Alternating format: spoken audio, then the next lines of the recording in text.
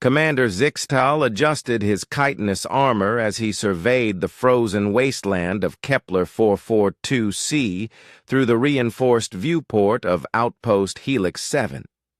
The ice-covered planet had been the perfect hiding spot for their research facility. So remote that even the Galactic Council had forgotten its existence. For 3 cycles, his team of Kethari scientists had worked in complete isolation, developing weapons that would give their species the edge they needed against the expanding human territories.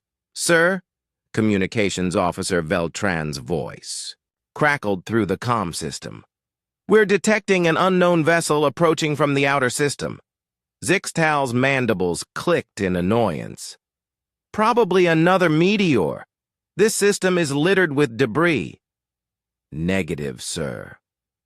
The signature is metallic, approximately 200 meters in length, and it's decelerating." The commander's secondary eyes dilated in alarm. The Kethari had chosen this location specifically because no spacefaring species should have known about it. The nearest inhabited system was 57 light-years away, and their own arrival had required a dangerous jump through an unstable wormhole. "Raise the defensive screens and power all weapons," Zixtal ordered, his claws scraping against the metal console. "If someone has found us, they cannot be allowed to leave." Dr. Inthara, the lead researcher, emerged from the lower laboratories with her usual stoic expression. "Commander, we are at a critical juncture in our research. Project Sunburst is only days away from completion. We cannot afford interruptions." "Then we ensure there are none," Zixtal replied grimly. The unknown vessel settled into orbit around the planet, maintaining what appeared to be a respectful distance. For several hours, it simply waited. No communication attempts, no scanning, beams, no aggressive posturing. The silence was more unnerving than any threat display would have been. "Sir," Veltran reported, his voice trembling slightly, "I'm reading multiple smaller contacts separating from the main vessel. They're heading directly for our position." Through the viewport, Zixtal could see tiny points of light descending through the planet's thin atmosphere. As they grew closer, he realized they weren't using any form of propulsion he recognized. No plasma trails, no gravitational distortions, just controlled descent through what appeared to be primitive atmospheric entry. "How many?" he demanded. 12. "Contacts, sir. Small, roughly humanoid in configuration based on thermal readings." Humanoid. Zixtal's blood chilled. The humans had found them. The defensive perimeter activated automatically as the intruders touched down approximately 1 kilometer from the outpost. Energy barriers hummed to life. Automated turrets emerged from hidden positions and proximity. Mines armed themselves across the frozen landscape. The Kethari had prepared for this possibility, even if they had hoped it would never come. The first indication that something was terribly wrong came when the automated turrets simply stopped working. Not destroyed, not damaged. They just ceased to function as if someone had flipped a switch. The energy barriers flickered and died moments later. "What's happening to our defenses?" Zixtal roared. "Unknown, sir. All systems are showing normal operation, but they're not responding to commands." Through his enhanced optics, Zixtal watched 12 figures advance across the ice field. They moved with a fluid precision that spoke of extensive training, each one encased in powered armor that seemed to adapt to the harsh environment. What disturbed him most was their pace. They weren't rushing, weren't showing any signs of urgency or caution. They advanced like they owned the planet. The proximity mines should have triggered when the humans reached the 100-meter mark. Instead, the intruders walked through the minefield as if it were a garden path. Somehow, They knew exactly where every explosive was buried. "Sir, they're at the main entrance," Veltran reported unnecessarily. Everyone in the command center could hear the distinctive whine of cutting tools working through their reinforced blast doors. "How long until they breach?" Zixtal asked, checking his sidearm. "The doors are rated for—" A tremendous grinding sound echoed through the facility, followed by an ominous silence.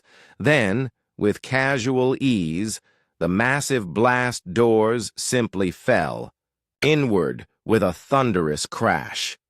The first human through the breach was smaller than Zixtal had expected, but the aura of competence radiating from the figure was unmistakable. The armor was scarred and battle-tested, decorated with symbols that spoke of countless conflicts. Most unsettling were the human's eyes, visible through the helmet's visor, calm, calculating, and completely unimpressed by their situation. Kethari. "Research facility," the human spoke in perfect galactic standard, their voice amplified by external speakers. "This is Strike Team Alpha of the Terran Defense Corps. You are in violation of 17 different interstellar treaties regarding weapons development in neutral space." Zixtal raised his weapon, but something in the human's posture suggested that would be a fatal mistake. "How did you find us? This location was classified beyond any security level." The human's head tilted slightly. "Commander Zixtal, formerly of the Kethari 4th Battle Fleet, wanted for war crimes in the Proxima conflict. Did you really think you could hide from us? That conflict was 3 cycles ago. I followed all protocols for disappearance." "Humans have long memories," another voice said as a second figure entered. This one was larger, carrying what appeared to be a devastating array of weaponry with casual familiarity. "We've been tracking you since you murdered those colonists." Dr. Inthara stepped forward, her scientific curiosity overriding her survival instincts. "Your species shouldn't have been able to track us through the wormhole. The quantum signatures are impossible to follow with any known technology." The first human's helmet retracted, revealing a weathered face marked by experiences that spoke of survival against impossible odds. "Doctor, your people always make the same mistake. You assume we're limited by what you consider possible." More humans filed into the command center, their movements coordinated with an efficiency that spoke of countless operations together.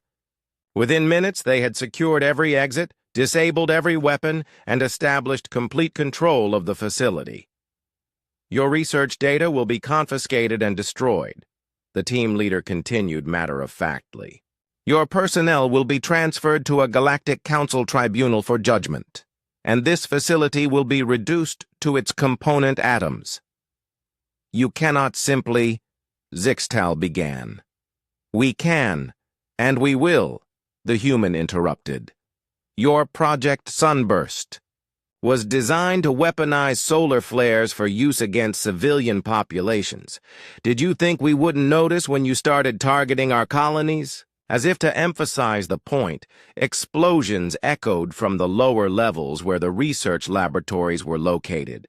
The humans had moved with such swift efficiency that they were already destroying the weapons research while maintaining conversation. "How?" Dr. Inthara whispered. "How did you infiltrate our networks, bypass our defenses, track us across impossible distances?" The human smiled, and there was something terrifying in that expression. Not cruelty, but the absolute confidence of a predator that had never encountered prey it couldn't catch. "Doctor, you've been studying ways to destroy us for years. Did you ever stop to study what we're actually capable of when someone threatens our people?" As Strike Team Alpha efficiently processed their prisoners and prepared for extraction, Zixtal realized the truth that his species had been too arrogant to accept. Humans weren't just another spacefaring race to be conquered or outsmarted. They were something far more dangerous, a species that turned the act of war itself into a science. The lost alien outpost had never expected a human strike force because they had fundamentally misunderstood what they were dealing with. Humans didn't just fight wars, they perfected them.